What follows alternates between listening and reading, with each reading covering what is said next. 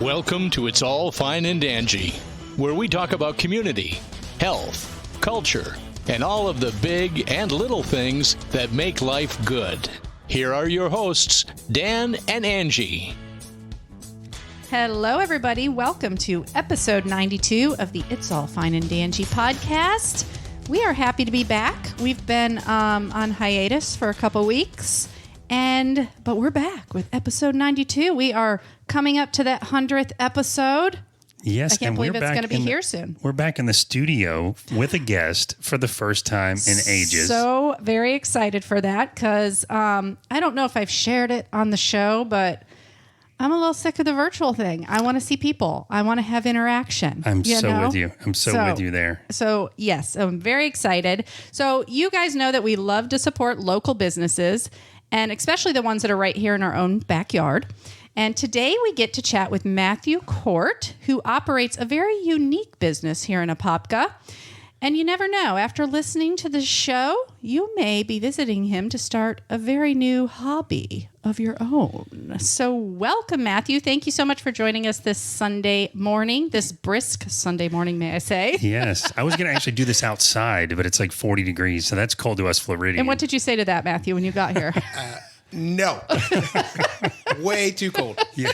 That's what he's like. You should step outside this morning. It feels fine to sit outside. And I'm like, no, the sun's out, but no, it is a little too nippy for me. Yeah, definitely. maybe so. I just thought, nice sunshine. We could set up our remote podcast gig out there, but this is nice. Okay. You need like 2 parkas on out there right now. I think so too. Yeah. I would need way more than that. I need like those little warmers that you like tap together and put in your socks and stuff because I'm a wimp when it comes to the cold.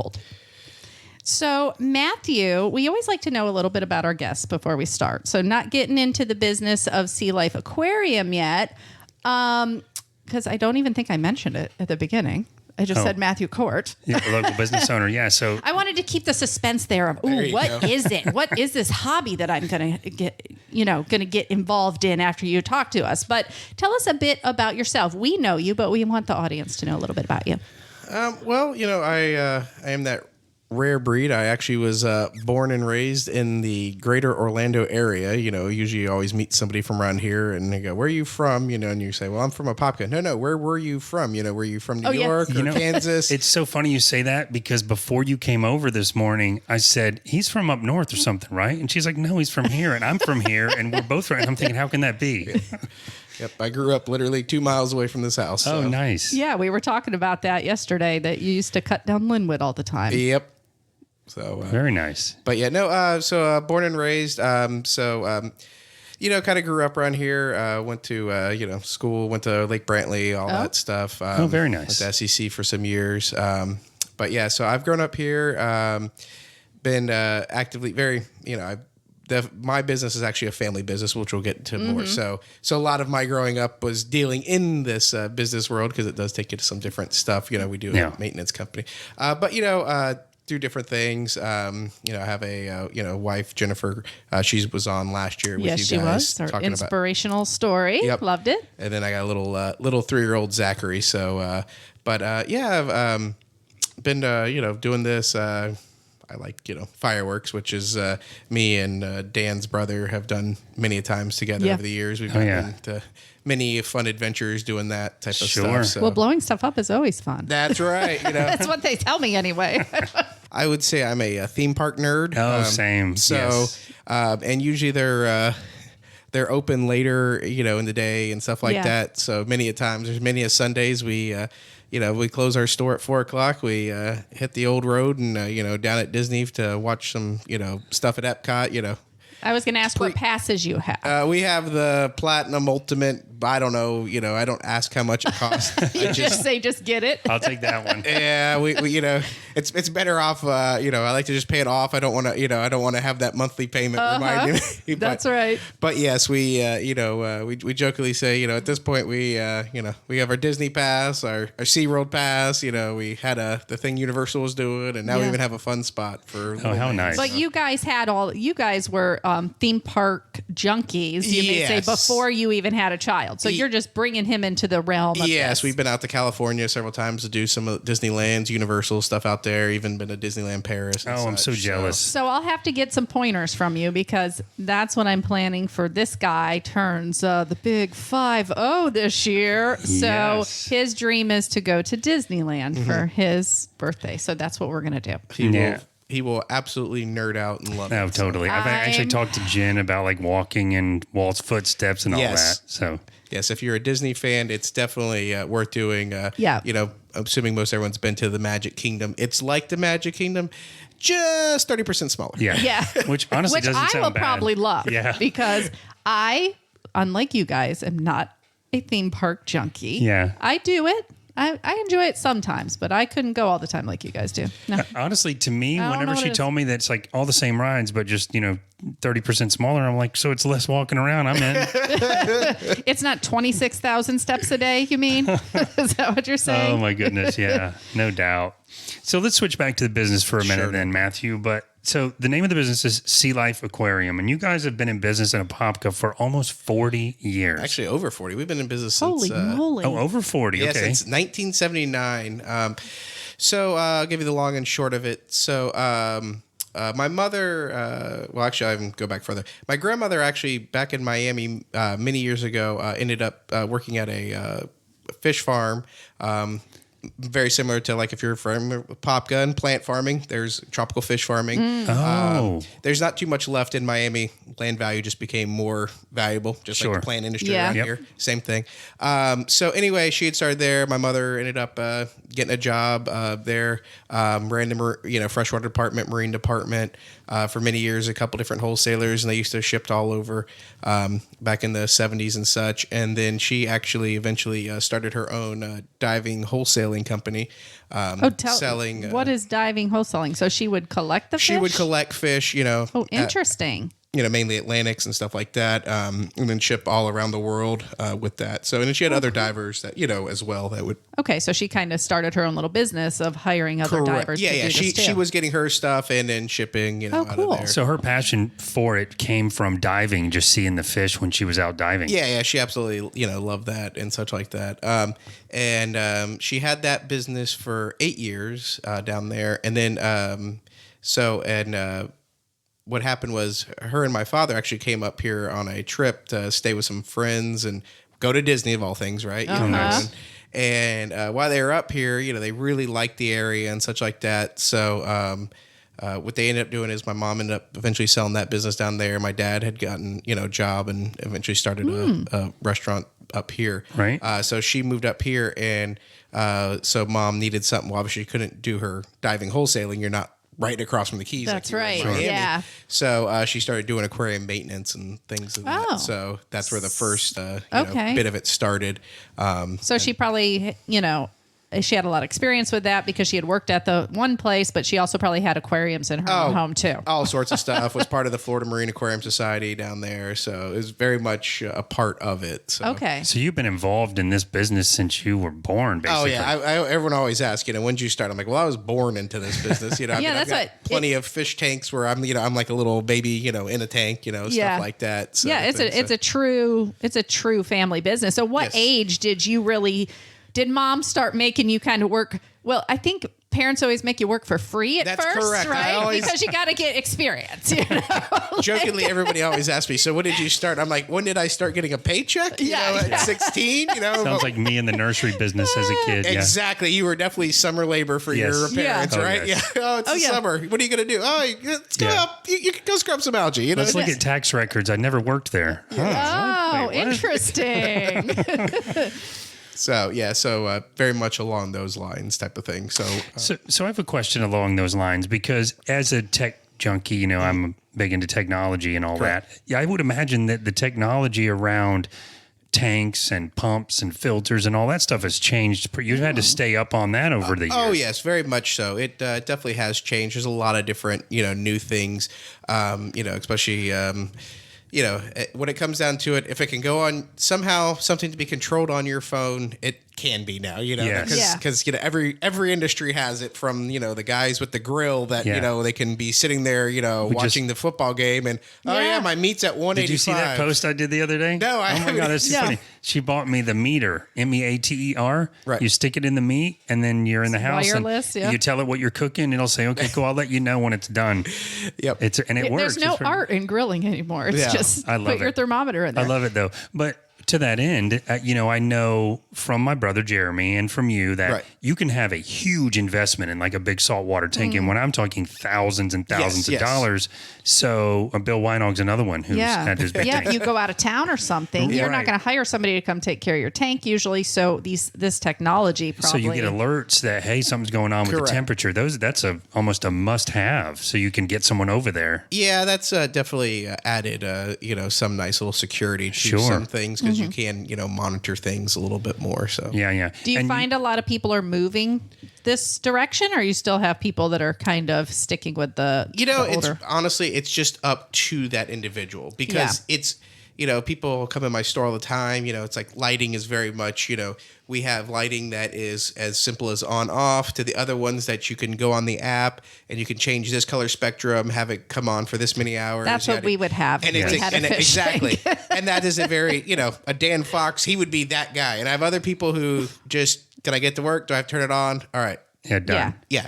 So it's more personality driven than it is actually the, you know, item itself, I think. Yeah, but that speaks to your technology. Yeah. You would have to stay up on it, because if I'm a nerd for fish tanks and I say, oh, I read about this thing online, do you guys have this? You have to know what it is, how it works. Correct. You know, so you're always trying to, you know, just like any industry, you know, you're trying to find out, hey, what's coming out, what's new, is it new and cool, or is it new, cool, and actually worth buying? That's where the money's at. That's where the value is, because as the expert, you want your clients to be able to rely on you to say, yeah, you don't want that. I know you're reading about it, but you don't want that. Right, yeah. Now, do you guys, like all industries, I'm sure there's like conventions that you go to that have, you know, all the newest gadgets out. So how often do you go to those? Are they local? Do you travel for them? So, well, obviously we'll minus this, you know, funny year we just had. Oh, yes.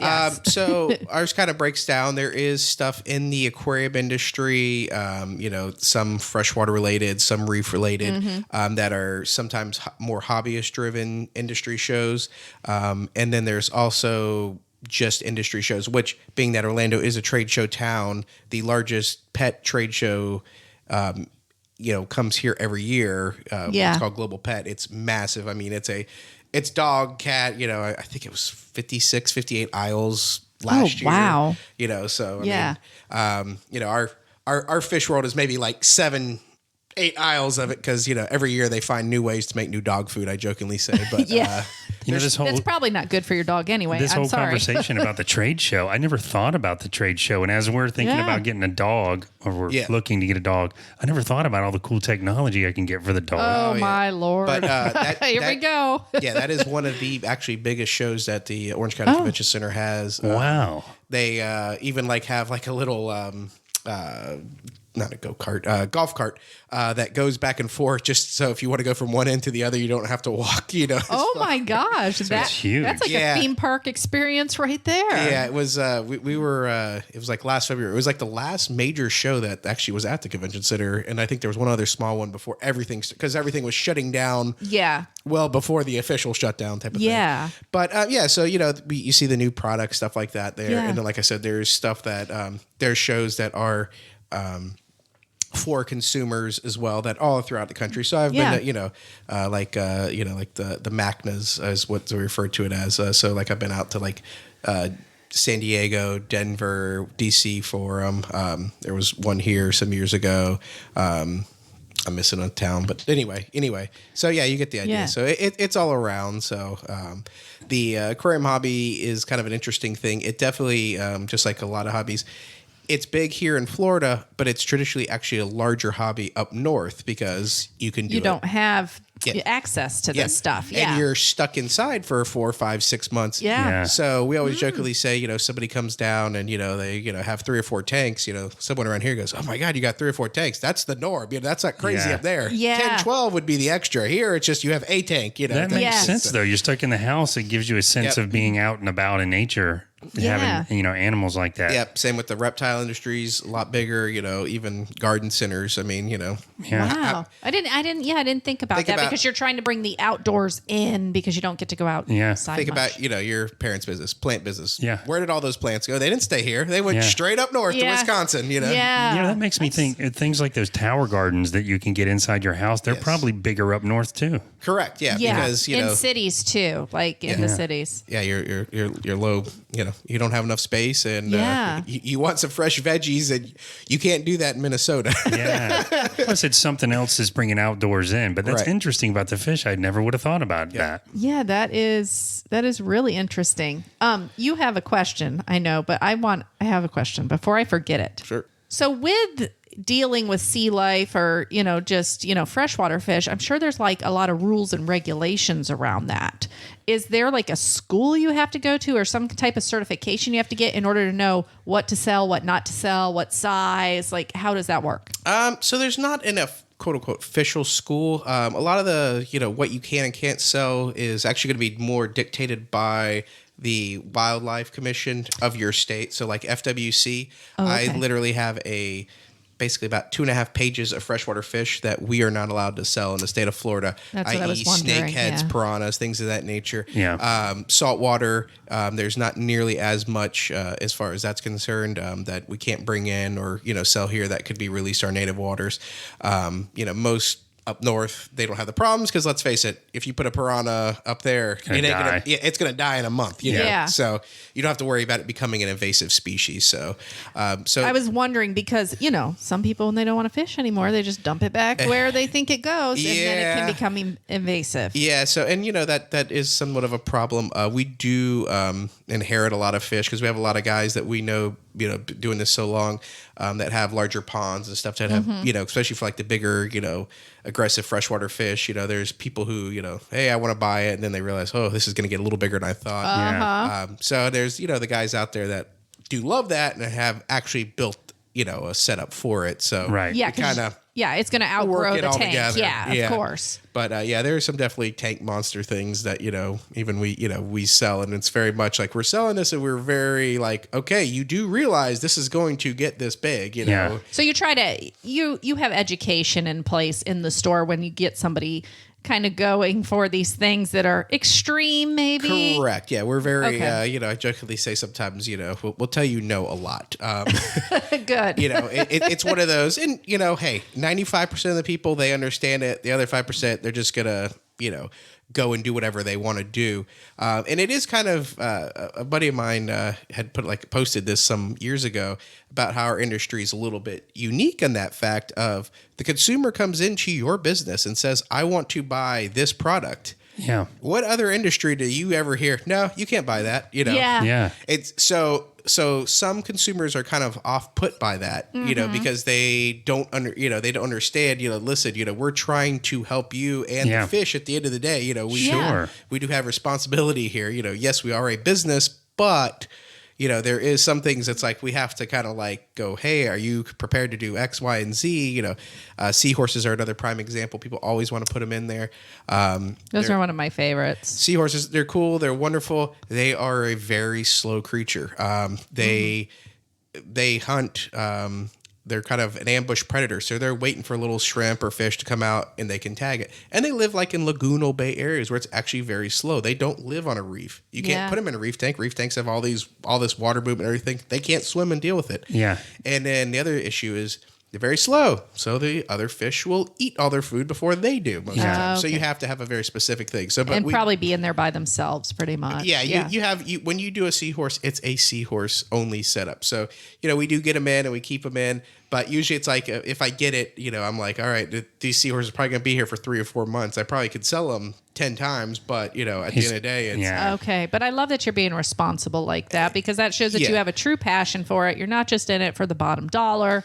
You want people to succeed at it And it makes it honest. I think as a consumer, I would be much more apt to want to come to you because I know that you're not just trying to sell it. Right. You're there's a lot of honesty in making sure it's it's like the places where you go to get a dog and they won't sell you the dog until they've interviewed fit. you Yeah. and Right. made sure. Yeah. Make sure you're like, all right, do you know you're buying a husky? He has to stay cool. Right. You know, Yeah. You're in Right. Florida. Florida's probably not the best spot. Yeah. Yes, so. But along those same lines, so whenever, and this may be a baited question, but if someone comes to you as like a total newbie and says, I just want to get a tank set up, is there a sort of a typical price range or is it all over the place depending on? So it is, it definitely varies. I usually always try to ask a couple questions, kind of figure out why they want this tank. Are they interested in the fish as a fish? Are they interested simply because they want what we refer to as a moving picture frame? Because a lot of people just want that in their house. Yeah. We do offer a lot of aquarium maintenance, and a lot of people, that's what they want. They just want the pretty moving picture frame. So of course you try to gear it towards that. So you usually just kind of ask a couple different questions to find out what their interest in this hobby is. Is it for them? Is it for their kids? Are they just trying to teach responsibility? Yeah. So you can define the difference between someone that wants the moving picture and someone's going to totally dork out and want to know every behavioral aspect of the fish and watch how it does its stuff and all that. Does that change the scope of what your sort of initial investment is by a lot? Well, I mean, there is your, like a basic, starter kit, quote unquote. We don't sell too many of those, for a couple different reasons, but because usually, there's some stuff is like, there's the kit, but it's like, that's just your basic thing.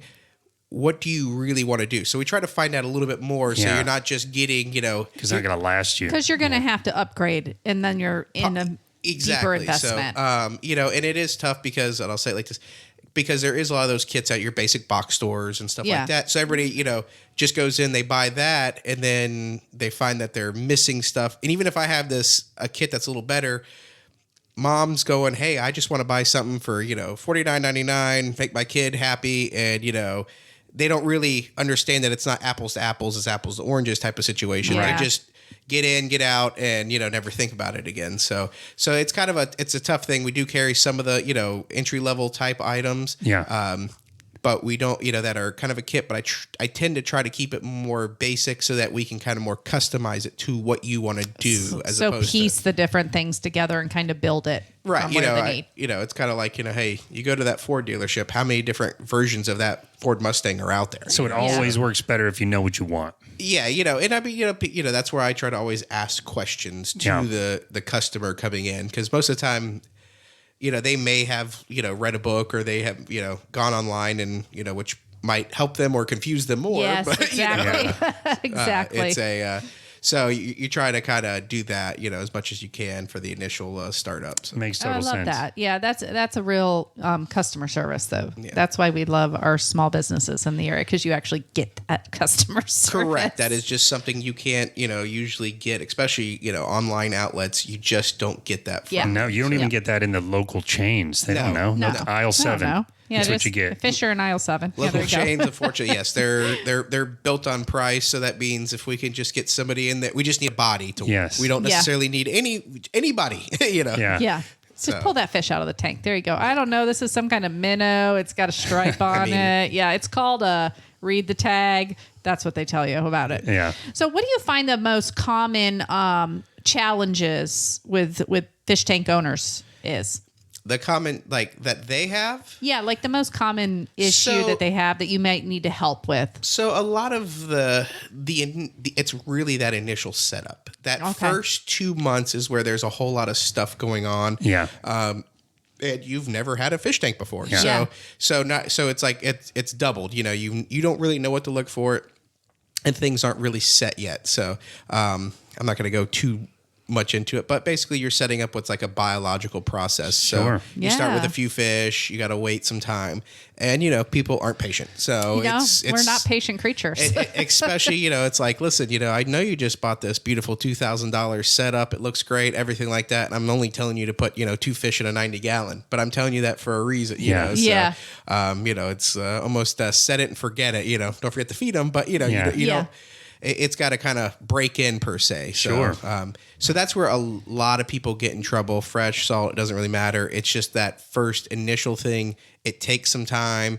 I can't tell you how many little kids' hearts I've had broken, when I'm like, yeah, your ammonia is good, but that nitrite level's still a little high, Can't get that other thing you want yet. Yeah. Oh God. Yeah. So, because they just want the fish. Correct. We had a freshwater tank growing up, and I hate to say, I don't think my parents were into the ecosystem aspect of it so much, because I remember Mom coming back with 6 or 7 new with the same kind of fish. I remember betas for some reason.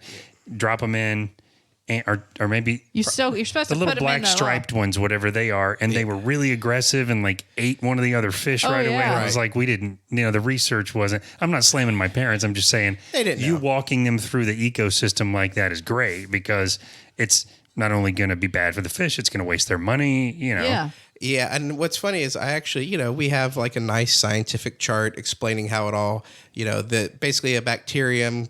So what happens is your fish, uneaten food, everything just breaks down, becomes fish waste. Yep. A bacterium comes along, feeds off of it. It's byproduct, so on and so forth. And we have a nice scientific, It's like a whole food chain. Yeah. Yes, exactly. I have a nice scientific way of explaining it. It's kind of like yeast, yada, yada.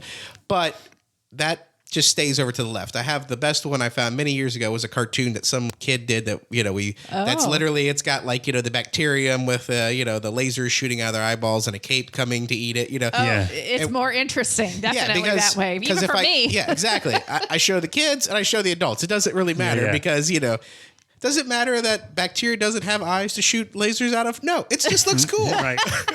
Doesn't matter for the concept. The concept is what you need. Yeah. But that's what sticks in their head, even as adults. Like pictures are what stick in your head, so not many people words. just like, can I take a picture of that and put it on my phone so I know what I'm like, yeah. Because I'm usually, talking to them for 5, 10, 15 minutes. And it's a lot of information at once. Yeah. Sure. If I get half of that knowledge crammed in there, we're good. Type right. of thing. That's why here's my card. So when you get home and you go, what did that guy say? What did he say about the pH or the what? Yeah, what? so- Well, that brings me to the other question I had. So you guys, you sell freshwater fish, you sell saltwater fish, you sell all the tanks and accessories for them. You walk them through it, but you also go beyond that. You guys do maintenance and service as well, right? Yep, like I said, so that's how the business initially started. Was with doing the maintenance and installs. Yeah, you still do it. So we have our different routes. I jokingly say I'm the pool guy that comes in your house or at the restaurants or we do like retirement facilities, things of that nature. And then we even do like a lot of lobster tanks for restaurants and stuff. Oh, wow. I didn't even think about that. didn't That's either. pretty interesting. Yeah, there's it's cold, but it needs to be done type of thing. So. What about like outdoor ponds and stuff? Do you do that kind of stuff, or is that a little different field? So we actually we sell a lot of water lilies, water garden stuff, your different koi foods and all that stuff.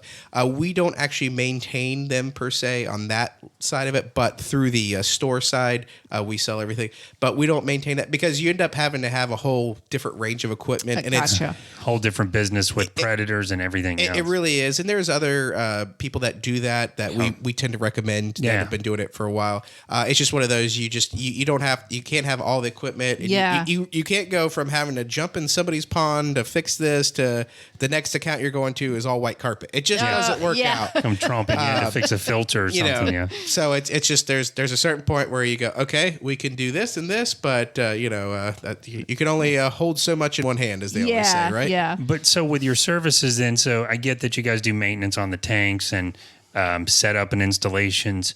If I had a tank that I'd bought and you guys have been helping me get it going and I feel like something's wrong with it, is that a service that you can pay for too, for you to come out and help get it right?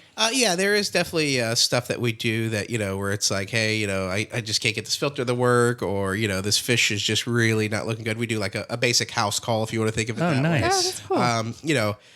We don't have to do as many of those anymore because of technology, because I can sometimes just tell somebody, hey, just take a picture of it, send it to me, and we just kind of tell you do X, Y, and Z, real simple. Sometimes we do stuff to go out there, but... That's the guy that takes a picture with the flash of the tank. You have to just go out there. Yeah, like... Yeah. So some of that stuff, it definitely, I always jokingly, everyone comes in, they have a sick fish. I'm like, you have a picture of the fish? You're like, well, actually I do, on my phone. So that is kind of one nice Helpful, advantage. yeah. So you can look at it and go, oh, it's got XYZ, you need this. Otherwise you're going, hey, does it have this little fungusy white thing coming off its eye, Right. one eye, both eyes, so that has been kind of a nice little, I guess, advantage that I've seen over the last 5 to 10 years, where that's made it a little bit easier to help kind of zone in on stuff.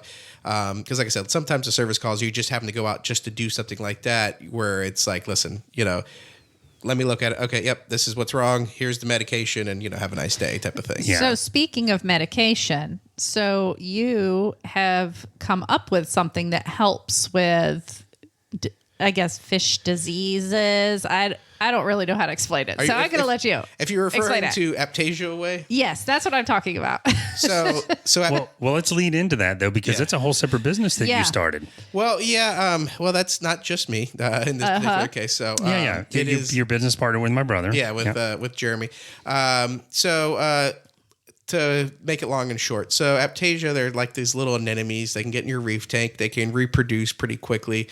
They can sting and kill other corals, which obviously you don't want to have happen. Right. So that's a saltwater type Yes, dealio. yeah, yeah. Dealio. Yep, they will not live in freshwater, guaranteed. That will get rid of your problem. But anyway, I want to say it was 2013. I don't know. Sometime back, there was some different products on the market. I didn't really care for as much. They didn't seem to work as well. And like I said, do a little with fireworks. And obviously, Jeremy being the chemist, I believe he was on here and probably gave you a huge diatribe on his whole soap techniques and everything else like that. yeah. He's been on for the fireworks too. So Yes. we've He's like been a scientist. educated. Yeah. Yes, we've been educated. So he started working on some stuff, and I kind of joined in with him on that.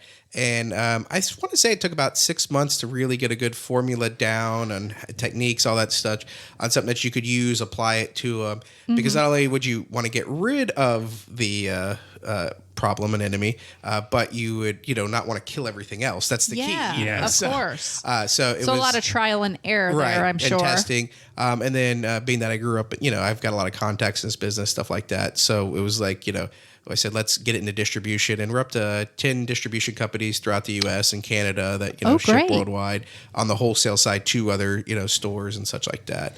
What's crazy about that to me? So the type of bacteria this is called Apopka, right? It's an anemone, yes. Anemone. Sorry. Yeah. So it's I can't say that word, so I'm not even going to try. like Finding Nemo. It's exactly. All right. Phonetically, it would be anemone. Says, all right, don't hurt yourself. But so this anemone, which is causing the problems, in the market, you guys didn't find anything that would fix the problem. That's what's amazing to me. Yeah, there was some other products that were kind of out there, but they just, they were either too watery. They just didn't work as well. Yeah. It was like we, you're always looking for a better mousetrap, right? Yeah. Yeah. Type of situation. So that's where it came along. That's so cool to me, though. You guys literally invented this treatment, and now you've got. Is this like a patented? It's an anemone patented. I always have a word, don't It's I? Every single show. It's anemone No, patented. don't start that. Patented. We kind of looked at got that, it. but it's for a patent, as much as it costs to do all that stuff. There's a lot of other things. It's not worth doing. It would be cheaper probably for us because if Got you. you'd still have to sue somebody if they try to do it. Oh, Plus, whatever. how would they do it? You'd have to take the solution and you'd have to sit Break there under a it microscope down. and break it down. And even if you got all the chemicals, it's how do you put it together? Yeah. There's a lot more things to it. So it's Yeah. just one of those. It's it's a simple, easy product. So it's Well, how That's cool is it though? amazing. Now it's being distributed and shipped worldwide and used all over. You guys probably don't even know everywhere it's used. oh no, we've since lost way track on that. At first great. we knew where it was at, but once it hits distribution, it goes here, there, and everywhere. I love that. That's amazing. And this is just something that goes right in the water. Well, you apply it to them. You have like a little. Basically, there's like a little thing you put a little bit right on their mouth, and they take it in. Oh, okay. So So you feed it to yeah, them. you feed it. They think it's food. It's not. It's not. Yeah. It's a trick. Yeah. Mouse trap. Anemone. Oh, I did it. You did it? Anemone trick. Did I do it 2 times in a row? I don't know. Okay. Maybe. Usually I can do it 1 time and that's it. So I think I mentioned earlier that seahorses are my favorite type of saltwater fish. Are they considered a fish, actually? They're actually not a true fish by any stretch of imagination. I didn't think they were. But what's your favorite type of sea life or freshwater? Like, do you have a favorite? I get this question asked to me a lot. I always like to say I probably, if you saw my fish, you'd be like, boy, that's boring. because I mean, don't get me wrong, there are some absolutely gorgeous, fish. I mean, you see a flame angel or a queen angel, all those colors just going, and they are amazing. And it still gets you. But I like a lot of fish with personality. So I probably like gray or brown fish. I don't know if I have any one particular fish that I like the best. I probably always refer back to like the Banggai cardinals. Just because they're kind of an interesting fish. They're black and white, and they're a little different where the male will actually carry the eggs. That's why I like seahorses. So yes, it's in that. So, but that's unique. What's kind of interesting was they really were in the industry till like the early 90s is when they first kind of came through, when they kind of were able to find them off of some islands. And I remember we were setting up a tank out at the airport. I was young, but I was helping. And we were for the Discovery Channel store, and they were bringing in like 10 or 12. I don't remember how many it was, but of these things. And back then, they cost $90 a piece wholesale. Oh, wow. Okay. And for a fish that's only about 2-3 inches, but they were hard to get. They were unique and all that stuff. And it was something they were able to find out how they could breed and do some other things. So quickly, that $90 wholesale dropped immensely. So now, they get sold between $30 to $45 on the retail level, if that makes any sense. Yeah. In 20 some odd years. So, it's kind of a unique, interesting fish. And, I've watched it. So that's probably always my, I always jokingly said, if I had to get a tattoo of a fish, that would probably be the fish I would put on there. Oh, that's because cool. it's just there's a story to it, but, But yeah, there's a lot of different fish that I like. Interesting. But yeah, usually the little ones that creep around the bottom, and I like the crabs and all the other stuff. Yeah, I probably crabs are cool to watch. the crabs and shrimp. I probably honestly find myself drawn to watching them more than the actual fish because they're little just curious creatures, always looking and what's underneath here. So. Those peppermint shrimp are they called peppermint shrimp? The like red and white ones. They look like those are peppermint cool. stick. Yeah, I think I get it too because to me it was always the creatures that were crawling in the little holes of the rocks that were more interesting to me.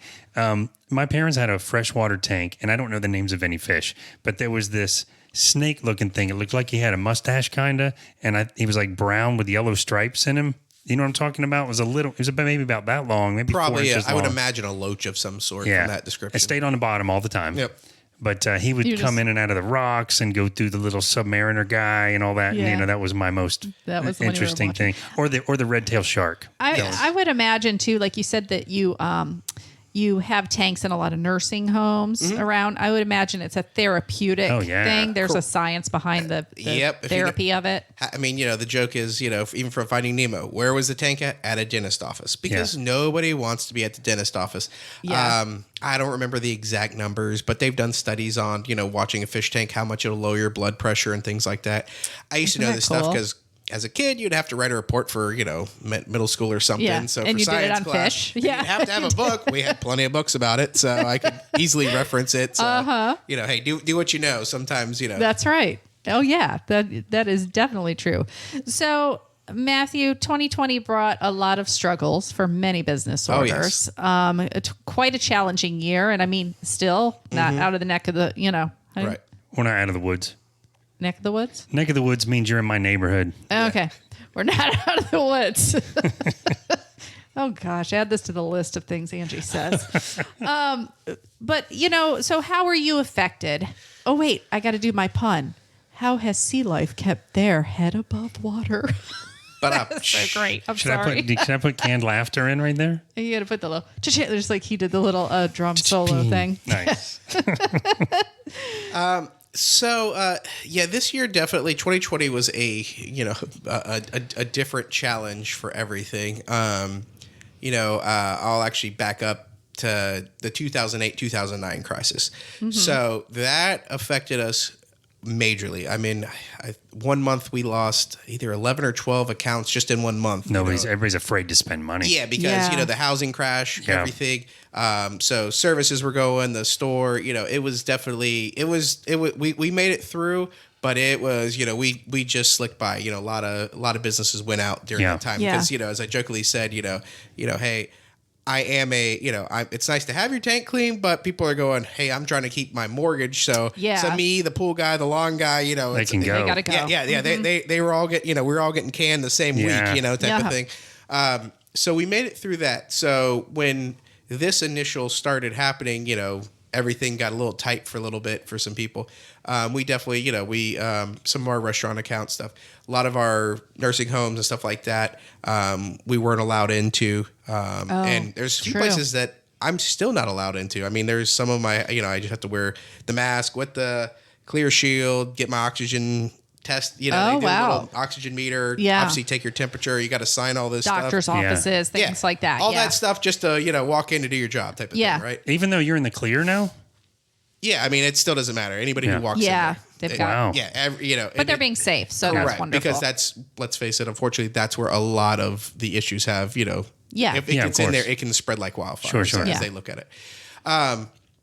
So, some of that happened. Now, so that was had been kind of a negative, it was like, what's going to happen? Yeah. But in a weird thing, everybody's at home. Yeah, I was going to say, I would have expected that. Yeah. So guess what happened? A lot of indoor, new, whatever, there's a reason Home Depot, Lowe's, they've been busy. Sold out of mowers, Yeah, because everyone's doing, fixer-upper projects, working on new things. So we definitely had, there was like 3 months in a row as far as store side, our best numbers we've ever done. Amazing. Because people were home. And then also what really added to that is, even though our name is SeaLife, we do a lot of freshwater fish. Yeah. Mm-hmm. There was a 12-week period where the big box stores never got any new fish in. So they had to come find us mom and pop shops again. Now they know That's where you are. Correct. Now they know how much better the service is. Right. Oh, that's great. So we definitely, have seen a huge, residual from that. Amazing. And then, but I mean, like even to this day, I mean, it's kind of funny. Like there's a lot of like actual aquariums and stuff. The actual tanks are hard to get because, my one sales rep said, hey, they're the new toilet paper. I mean, so you had your manufacturers closed down for a month, because of everything. And then you had, the biggest demand of all time right after it. So they're still playing, in essence, catch up. So so there's a lot of, tanks and stuff that are still available. But, when they come in, you better have them kind of pre-order from your wholesaler because it's like out of stock type of situation. What a weird blessing in disguise for your industry, though. Yeah. So, I mean, especially for a smaller businesses, personalized specialist type. And like business. I said, I didn't know, how it was going to be because, at the beginning, I'm like, is this going to be another 08, 09 situation? Yeah. So, so we like to say we were down on one side, up on the other. We're delightfully even at the end. Yeah. So that's all that matters. And you have to, and I would think that once the world goes back to normal, now you've got so many new people that have found out where you are and how much better you are as far as service and support and knowledge and maintenance and all. So it seems like you may have gained customers you'll keep now. I would imagine so. You definitely, there's a lot of people that we are seeing that, found us and, kind of like, hey, I found my spot. We're kind of, when you find that store, that's, usually your go-to store for whatever industry of course, it is. Because especially, and I've been to your store, but that sort of mom and pop vibe, even though you guys are specialists, I could see you going, hey, Bob, how's the new whatever fish you sold them last time doing? And that's not, you're not going to get that in a box store. They don't know you. They don't remember you. So correct. Yeah. They'll sell you 82 fish just because you asked for them. All at the same time. The kind that'll kill each other. I love to hear though that I think we've heard this in a couple other industries too, where this, their business started booming during COVID. Yeah. Which was, IT business tech stuff is through the roof. Wealth and management. Yes. Everybody's nervous. James Hicks that came on the show. He just started like a financial business and it started booming during COVID because people started to worry about, oh my gosh, things can happen. And so they started, looking into that. So it's also great that people brought this into their home because of the therapeutic value. Yeah. Because the stress levels are so high and they had something to kind of divert their attention from what the craziness. We'll put a link in the show notes for you guys listening about the therapy behind fish tanks and the science behind it. That's what we're going to chat about. That's cool. I have one more question for you before we let you go, Matthew. You guys sell fireworks. Do you sell fireworks all year, or is it just during like the 4th of July? Fireworks and fish, baby. Yeah, well, let me go ahead and always clarify this situation. SeaLife does not sell fireworks. Okay, that's a separate business. This is a Mathew sells fireworks. Okay. So you want me to include that in it? Because if you don't, I'll cut it out. You could put that I have have stuff there. So, Okay. I do have stuff year round a little bit for people just looking for some. This is your fun little hobby. So Exactly. it's a separate business for clarity. It's not SeaLife Aquarium. Yeah, I always nicely say that, I brought my daughter in there a few months ago. Yeah, I think and, for 4th of July, you came in and you got a bunch of stuff. Yeah, little stuff we could do at the end of the driveway. But I was like blown away at how when you said you sold fireworks in there, I thought you got a little kiosk that's got. But you had like a small room full of fireworks. It was pretty impressive. Yeah, it definitely has grown. That side of it was just kind of one of those we were, me and your brother were doing stuff.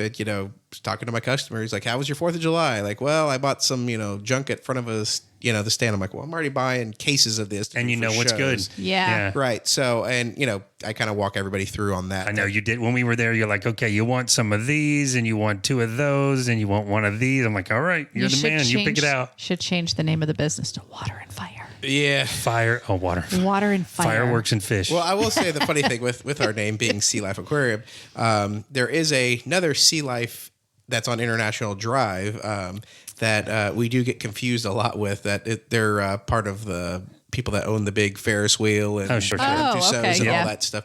They're an international company. In fact, your brother, I think, in a few different, when he was traveling doing some of the different concert stuff, would see the signs from like Berlin or whatever and always send me as a joke. But we do get some of their phone calls. We have had people drive up from there, gosh. because because it's an actual aquarium, like correct. For it's like going touristy stuff. Yes. Yeah. So you definitely get some of that type of thing. It's okay. So for clarity, we're talking about SeaLife Aquarium in Apopka. And I'll make sure Apopka's on the thumbnail and all the show notes as well. Yes. But yeah, we get their phone calls. We've had people call, ask about birthday parties, and sometimes I get some of their Facebook things, So I most of the time it's just usually people having fun, so I just leave them up. But if they have like a negative review saying, oh, there was way too many middle schoolers and I couldn't get to the exhibits, you just send a nice little email kind of the wrong place. I believe you have reached us an error, and they quickly, I'm so sorry, and respond. But yeah, like I said, we do get some people who drive up there. It's not all the time, but definitely around the busy summertime. Sure, we had some people. I remember last year they were from France that drove up, and I could see the little pamphlet in their hand, and you're like, when they walk in the door, and they're kind of looking around. Luckily, Google Translate, I'm sitting there, going back and forth with them. But they actually they had some stuff back home, so.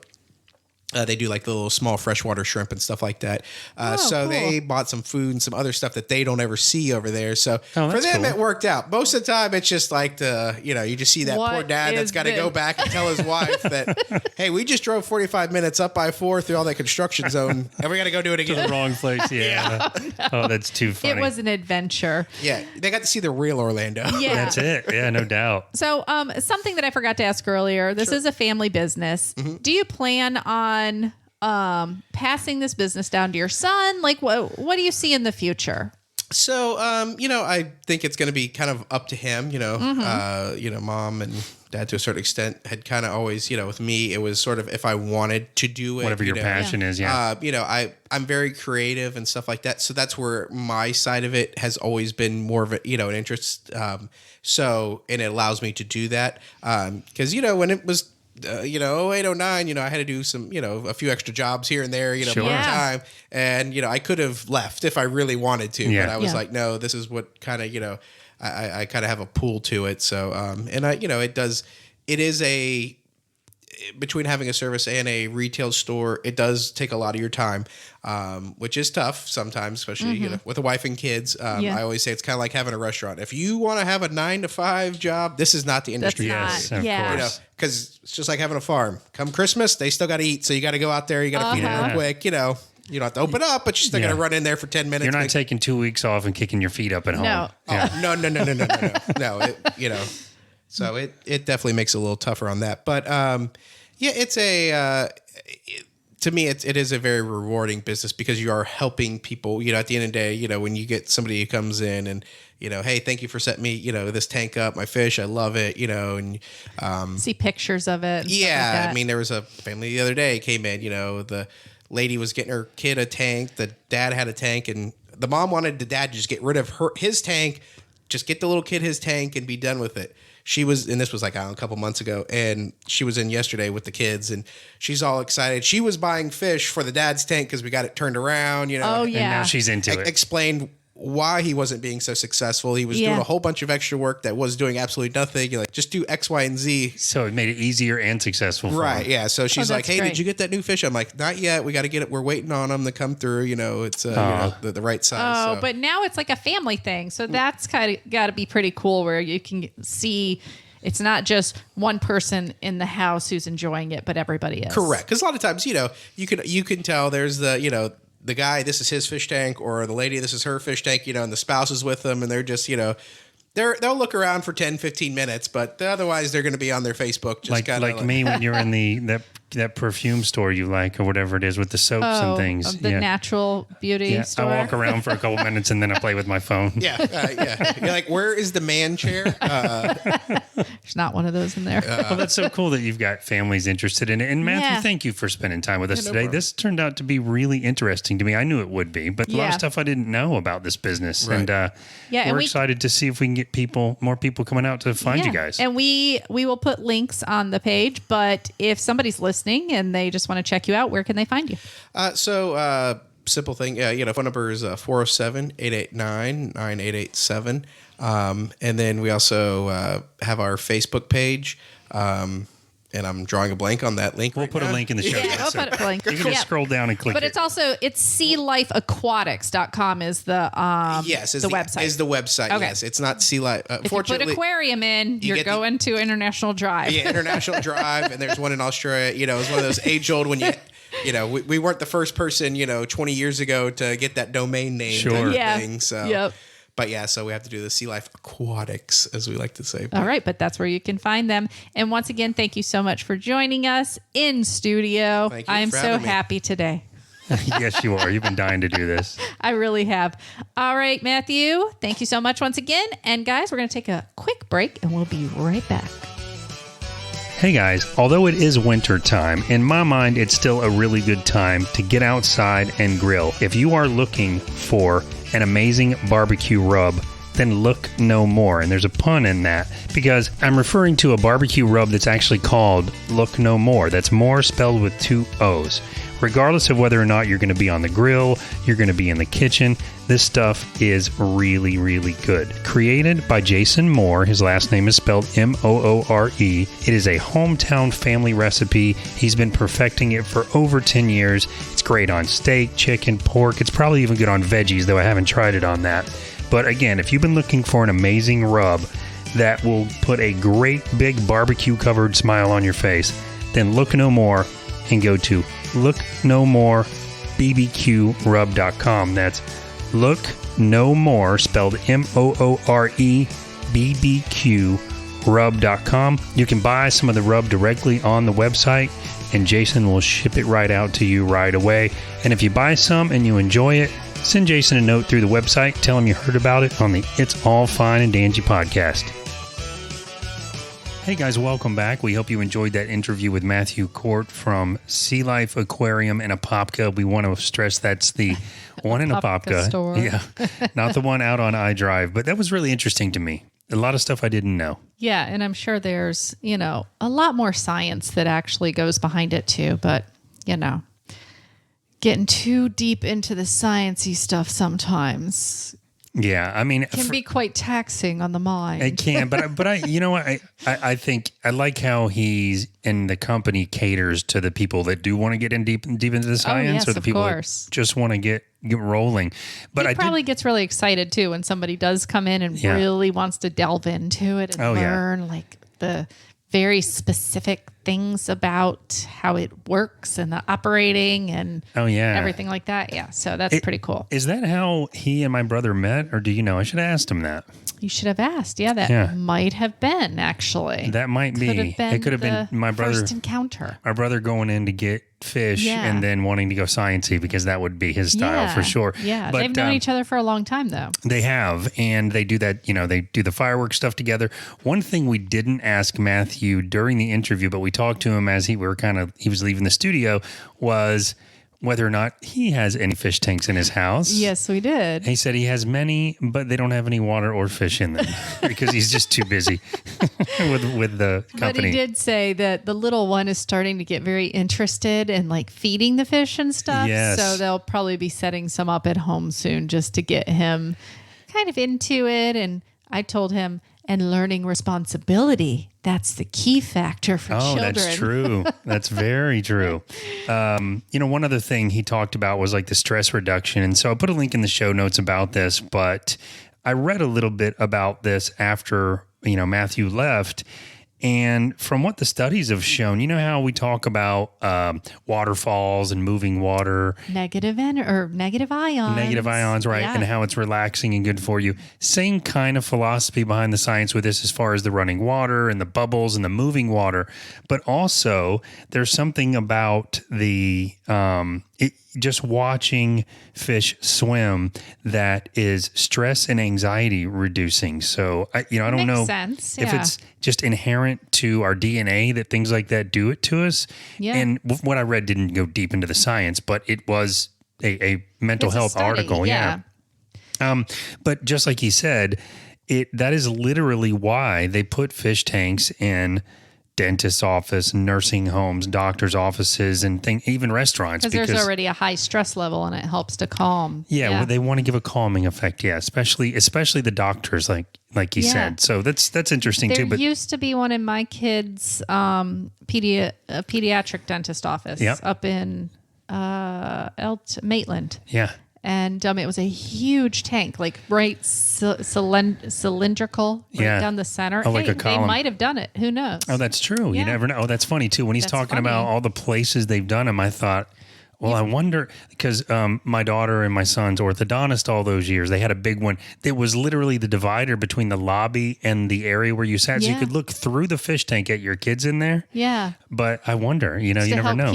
They really got it to help keep the parents calm because they don't let the parents come back whenever they're working on their teeth No, they anymore. do. They do. Yeah. They let me go back there. It was great. None It's of such the a great place. pediatric offices that I ever took my kids to let you go back because the parents add a stress Oh, factor. did they? Yeah. I don't know if they do it with COVID now, but I'll give them a plug here, really. But the orthodontics office with Dr. Porter in Altamont Springs, and I know a lot of people have taken their kids there. They were so great all those years. They still go back for their retainer stuff once in a while, but they just knew everybody by name. Everyone was so friendly.